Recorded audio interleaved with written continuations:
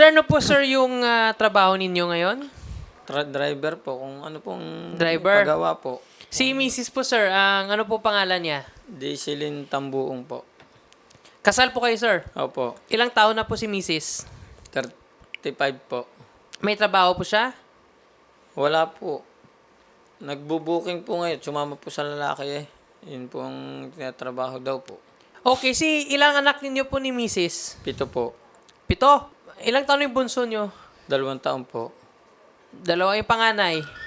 Mag 16 po sa 29. 7 yung anak ninyo, 35 si Mrs. Ikaw sir, ilang taon ka? 40 po. 40. Tapos sir, nahuli mo siya na may kasamang iba. Alam ko pong may kinakasama. Opo. Ano po sir yung ebidensya ninyo or pruweba sir? Saka sila po yung nagsama na po sa isang bubong eh. May litrato sir? May picture? Pinabayaan ko na po sila, 2 buwan po sila magkakasama doon. Kailan mo sila sir nahuli? Nung umuwi po siyang galing Leyte. Nagbakasyon ko po noong August 16. Sir, ito sir ngayon sa litrato. Sir, sino to? Ay, Yan po. Ito yung, Pinakasama po niya ngayon. yan yung kabit niya. Apo. So, nahuli mo siya sir, matagal na. Oh, May isang taon na ba? Hindi wala pa? po, ilang buwan pa lang po. August 25 po. So, recently lang po, first time lang po ba sir, if ever ni Mrs. nga nangaliwa? Opo.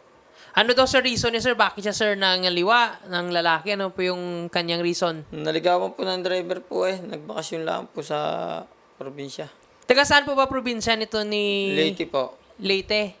Eh ano sir, sabi naman ng 7 ninyong anak sir regarding po sa nanay nila na ito yung ginagawa. Nag-iiyakan po nung nalaman pong wala po ang kanilang mama. Okay? Tapos sir, kilala mo to yung driver na to. Opo. Ano yung pangalan po sir ng driver? Raymond Cabural po. Siya ay isang pahinante ba siya? Salesman? Ahinte? Ano Dati po pong siya? driver ng van, eh, nawala na po yata ng unit. Nagkakakarma na po yata ang buhay nila. Pero alam din sir ng driver na si Mrs. nyo ay kasal. Or may Siguro asawa. po. Siguro. Nga, Siguro po. Sir Angeles, paano niyo po nakita yung mga pictures? Paano niyo po nahuli? Ang picture pong ito, in-stock po lang ng aking anak pong panganay. Saan po? Sa Facebook po. Facebook po ninyo. Ng asawa ko po. Doon mismo. so meaning pinapublic talaga ng Mrs. mo na may kabit siya. Kasi sa... Opo. nung sa ano, Opo. so, anak mo po yung naka-stop.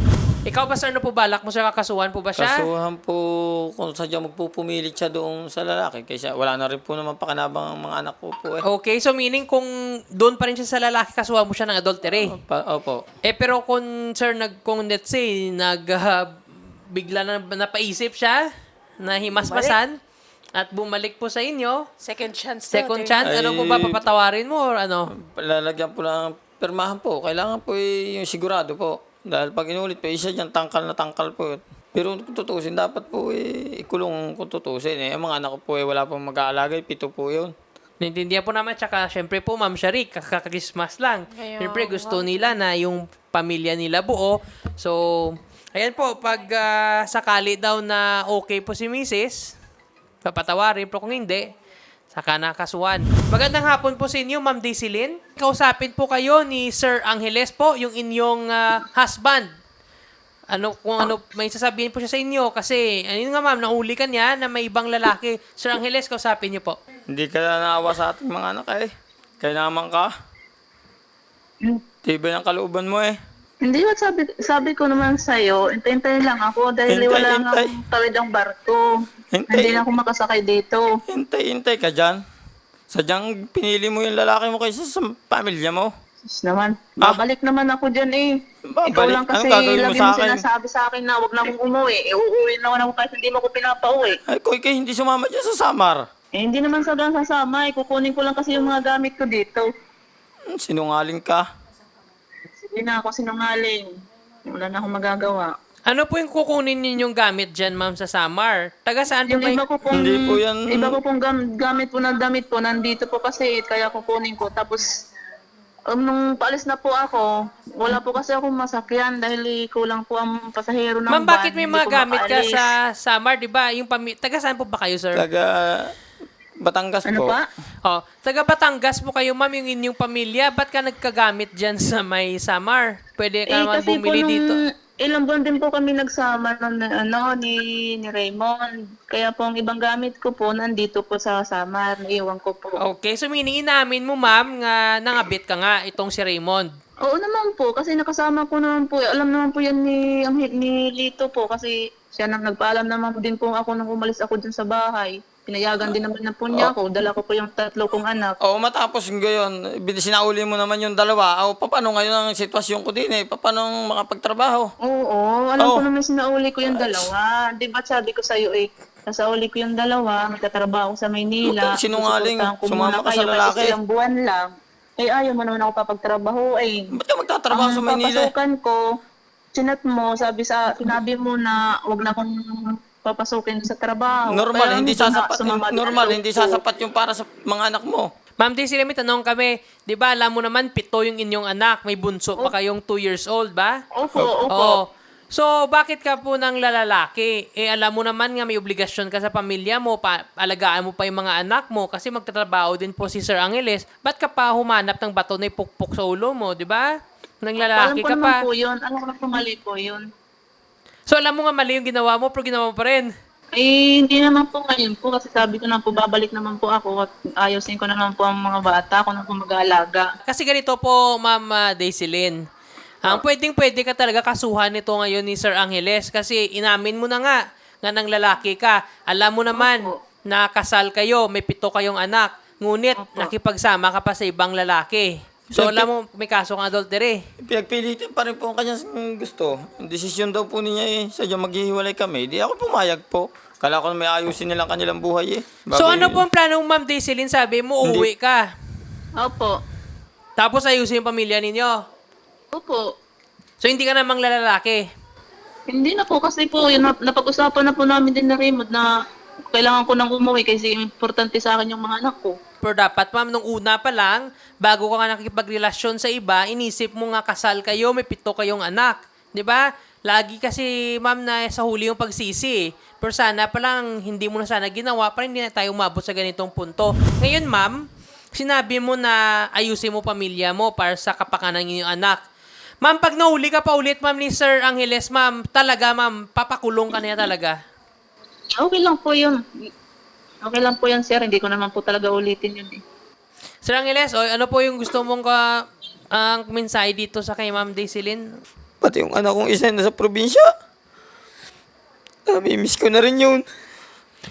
Ilan sir yung anak ninyo sir nga doon sa kay Ma'am Daisy Lynn ngayon? Wala po sa kanya. Nasa hipag ko po dahil iniwan po niya at napasok doon. Hindi po yung galit na po ang pamilya niya dyan sa kanya. Hindi po mapupuntahan yan. Sobrang ginawa mo. Diba mo ako ni maliit? Kala mo yata eh. Nung umalis ka, hindi ako napayak. Hindi ako napayak sa ginawa mo kayop ko. Ginagawa mo laruan ng pagpapamilya. Naging ina ka pa talaga ng anak ko eh. So sir, ano na po sir balak ninyo sir? Ituloy ba natin ikasuhan to, yung asawa ninyo? Or Kakasuhan po. Yung si Raymond po may kaso na po yan. Naisampa ko na po ang kaso niyan. anong nag-file na po kayo ng kaso sir? Yung si Raymond po, sa drip threat po. Ako tinatakot na ako papatayin. Tinatakot ka pa sir? Opo.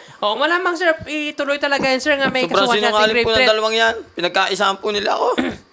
Itong si Mrs. si sir, may naisampa ka na bang kaso? Wala pa. Wala pa po. Ano sir, balak mo sir? Kasi sabi ni Mrs. niyo, babalik siya. Pero kayo sir, gusto niyo ba kasuhan na lang pa rin siya? Ituloy yung kaso? Pwede rin po kung pwede po naman kasuhan eh. Once na makasuhan niya, sir, tapos makonvict siya adultery, makukulong talaga to siya, pati na si Raymond. Dalawas na kasi adultery yun, sir, eh. Always partner yan. Yung misis niyo at saka yung kabit niya. Sige po, para makabawi naman po ako ng kuhan. Sobrang agrabyado po ako talaga sa ginawa nila eh. Puro panluloko po naman. Ang ginawa po sa akin sa Dasma nung 19 ng nitula po. Pinasundo po ako niyan. Alas 3 sa madaling araw umalis sa amin. Pagdating ko po ng Dasma, wala naman po. Ganun kalayo po ng Kalaka po sa Dasma rin niya sa Paliparan Tres. Tapos galing pa kayo, sir, sa Kalaka, Batangas po. Batangas pa. Oo nga, from malayo Basang-basa nga. po ako ng ulan. Yung Ano aling. po bang plano mo sa pamilya mo? Mahal mo pa ba si Sir Angeles, yung Hindi mister na ako mo? maniniwala dyan. Oo naman po. Pero bakit ganun? Ginagawang laruan Nagawa lang. mo yun sa mister mo? Ay, medyo na ano po kasi ako, kasi sobra po kasi siya magsalita sa akin. Medyo pag na nasa ano bahay ka. ako. Medyo na ano ka ba, Daisilin? Ano po ba yung reason mo? Ano po yung justification mo bakit ka nangabit? Hindi po kasi nung una, kami magkasama po kami. Minsan po kasi sumusobra na po siya magsalita sa akin. Medyo po na ano po ako Dahil mo lang yan. gusto ko pong lumayo muna. Pero ma'am, hindi naman tama yung reason mo nga kung may kakonting away kayo sa argument. Yung sinabi mong lumayo ay nangangabit. Iba kasi ma'am yung lumayo na cool off. Iba din yung pangangabit eh. Alam ko naman po, alam ko naman pong mali po. Okay, so alam mo nga mali. So, sir, ano po, ituloy ba natin yung kaso to laban sa kanya? Opo. Okay, at least klaro tayo dyan. Ayan po, Ma'am Daisilin, no, narinig mo yung Makahiganti po ako sa mga yan. asawa Ginawa mo? ko naman yan eh. nakakasuhan niya ikaw at saka yung kabit mo. Habag na po ako sa sarili ko. Sobrang bait ko po, sir. Attorney, sobrang bait ko po. Ang gusto ko lang naman ay makasama yung mga anak ko. Gusto ko sa diyang kasuhan ka. Sa pula, napakataas mo. Wala ka namang ugaling. Paano mga anak natin? Aba, ikaw naman ikat. Ikaw ay mali. Ako pa rin nahingi ng tawad sa'yo. Ako pa rin nagsusuri sa'yo. Ugaling mong hayop. Hindi kasi si Baby kasi gusto ko lang makita eh. Sus naman. Ikaw may kasalanan. Ako pa rin ang mali. Hindi maaari ang ganyang Alam mo buhay. naman na kasalanan ko. Di ba't sabi ko nga kung pwede nang lakarin papunta dyan, ginawa ko na eh. Pinili mo yan eh. Hindi mo naman kasi ako pinapakinggan. Pag nagsasabi ako sa'yo, lagi mo akong pinagagalitan. Normal, mali ka eh. Na ako. Kaya ginawa pagalitan ko na mali ka eh. Alam ko naman yung mali ako. Oh, ba't mo laging ginagawa? Kaya nga ako uwi na, hindi ko naman gagawin na eh. Gusto ko kasi makasama mga bata. Yan ang ayaw mo yata maging buong pamilya natin sa ginawa mong yan eh. Oh, kaya susumikap kahit mahirap lang ang buhay. Kahit isang lahing mangyan lang ako. Hindi ako sinungaling. Hindi gaya mo. Hindi gaya ninyo. Alam ko lang naman yung nagawa eh. Hindi pinalaki ng magulang ko sinungaling. Dapat pagbayaran ninyo ang ginawa nyo sa akin, panluluko. Ang sakripisyo kong ginawa para na sa mga anak kong pinaglalaban kong aray. Kaya ko itaguhin ang mga anak ko eh. Paano na ang mga bata pag wala ako? Ay, buhat ng ganyan. Para na rin, gano'n na rin naman eh. Tumawag Wala mo na rin dito naman, kanina, wala na rin, wala na rin naman, wala na rin naman, wala na rin naman, lang at wala nga akong masakyan pa dito. wala na rin naman ina. Ngayon nang wala na rin ina ng aking mga anak. Ginagawa mo nga sali. Kinasundo mo sa dasma bago pagdating ko doon, tataka-taka ka. Hindi ko na kaya. Wala nga sa akin Ang yung dibdib cellphone ko. noon, di ba? Nag-pin location naman ako sa'yo para masundo mo ako noon. Eh, wala nga sa akin yung cellphone. Inagawa Tubig. nga sa akin. Tapos layo pa ako. Kaya hindi nakita na, hindi ko Sobrang na bait nakita. ko. Nabuso mo, sobrang kabaitan ko. Hindi naman nangyari yun. Sana naman inasundo mo ako noon eh. Kasalanan mo eh. Alam ko naman yung kasalanan ko. Sir Rogelio, Matalas. magandang hapon po sa inyo. Magandang hapon. Sir, papuntahin po namin dyan, sir, si Sir Angeles at saka si Ma'am Daisilin para po magkaharap po regarding po to, sir, sa custody, sir, ng child para, sir, may mga kasunduan sila. Since magsasampa na po kasi ng kaso si Sir Angeles laban po sa asawa niya dahil po sa adultery. So, yung pag-usapan na lang nila na kasunduan is paano po yung kustodiya at pag-alaga po ng mga bata nila, sir. So, sa inyo ng barangay, sir, para, sir, may witness po. Oo, sir. Okay, sige. Maraming salamat po sa inyo, Sir Rogelio Manguera. Ito. Oo. Ako naman sa akin gawin yun eh. Hindi kita mapatawad sa ginawa mo. Ito naman nakulitin yun. Ayoko malayo sa akin ng mga anak ko. Gusto ko naman umuwi na eh. Gusto'y putang ang ba't nandiyan ka pa kay Raymond? Ano makasama Kay mga Kimit bata. sabihin mo, ay kukuhin ka, hihiyak ka. Wala ka hiya. Nandiyan ka pa ka sa lalaki mo. Sa limnig pumunta sa pulis sa lagad ng batas. Wala kang bubo ka. Hindi ka marunong. Kung ikay marunong, kung ikay may alam sa buhay. Hindi ganyan ang iyong ugali. Nandiyan ka pa, nagpinagsisiksikan mo sarili mo sa iyong lalaki. Hindi na Kulang ka naman sa bait. uuwi na naman ako. Uuwi, paano ka? Uuwi ka na dyan ka sa lalaki mo. Uber ka na sa patid. Ayoko na makita si baby. Ibig ka dyan. Dapat yung ginawa mong paraan. Kung ikay pumunta sa alagad ng batas, o kung sino man, hinahanap na, pinapuntahan ko na nga sa mga pulis diyan. Buti may mga puso ang pulis diyan sa San Sebastian. Pinupuntahan pa ang barangay ni Raymond na yan. Yung Raymond manlulukong yan, mga istapa, tamo mga chat sa akin. Ang dami niyang inistapa sa door to door. Okay. Sinungaling yung lalaki mo. Sige po, ma'am, ganun po ang gagawin po natin, ano? Mag-usap po kayo sa barangay para po doon sa bata. Ay, nangangatal And sa then, kung wala po talaga nangyari o mangyayari, ma'am, tutulungan po namin si Sir Angeles na mag-file po ng kaso, lalo na po may pag-amin sa inyo na nandyan pa po kayo sa bahay ng kabit po ninyo.